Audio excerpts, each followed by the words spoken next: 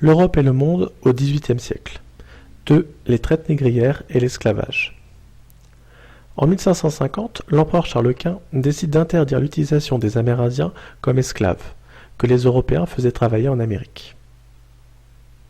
Les Européens ont donc besoin de travailleurs et vont avoir massivement recours à l'esclavage en cherchant la main-d'œuvre en Afrique.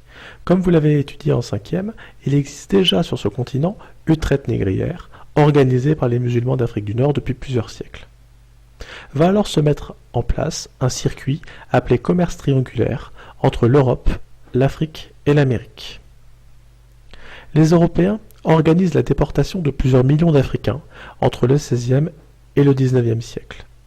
Les navires quittent l'Europe avec ce qu'on appelle de la pacotille, des bijoux, des armes, des métaux ou du textile. Oloda Equiano est un esclave qui a laissé un témoignage. Dans cet extrait, il raconte sa capture.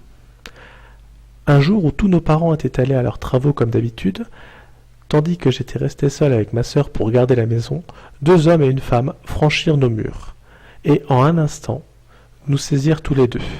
Et sans nous laisser le temps de hurler et de nous défendre, ils nous fermèrent la bouche et prirent la fuite avec nous, en direction du bois le plus proche. Là, ils nous ligotèrent les mains et nous transportèrent aussi loin que possible. Finalement, après plusieurs jours de voyage, pendant lesquels je changeais souvent de maître, j'arrivais entre les mains d'un chef de clan, dans une région agréable. Je fus encore vendu. De cette manière, je continuai mon voyage, jusqu'à ce qu'au bout de 6 ou 7 mois après ma capture, j'arrivasse à la côte maritime. Les esclaves sont donc capturés par des élites africaines, qui vivent sur les côtes d'Afrique de l'Ouest et qui font du commerce avec les Européens. La traversée de l'Atlantique se déroule dans des conditions extrêmement difficiles, comme le montre cet extrait issu également du témoignage de Oloda Equiano. On nous installa tous sous le pont. L'étroitesse de l'endroit, ainsi que la chaleur du climat, ajoutée aux passagers du bateau qui étaient tant encombrés de monde que chacun avait à peine l'espace pour se retourner, nous étouffait presque. Cela généra d'abondantes transpirations, de sorte que l'air devint presque irrespirable à cause d'une variété d'odeurs répugnantes, et provoqua une maladie parmi les esclaves, dont plusieurs en moururent. Cette situation misérable fut encore aggravée par le bruit irritant des chaînes, maintenant devenu insupportable, et la crasse des latrines. Les cris des femmes et les gémissements des personnes mourantes rendaient toute la scène atroce.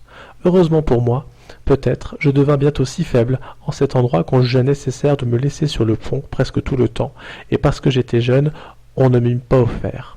Un jour, 2 de mes compatriotes enchaînés l'un à l'autre, préférant la mort à une telle vie de misère, passèrent à travers les filets, sur les côtés du bateau, et sautèrent à la mer.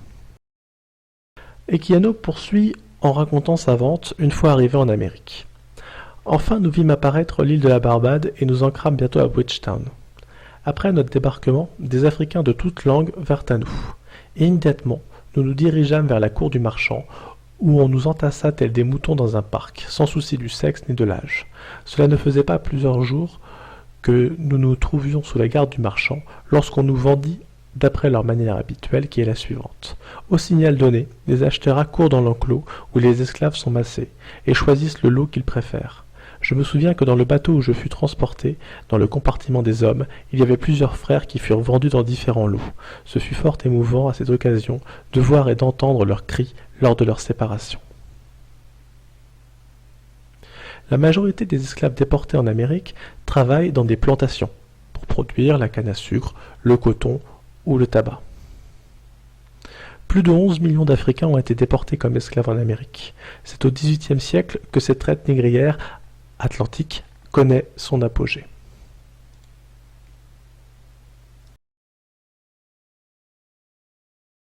Created using Powtoon.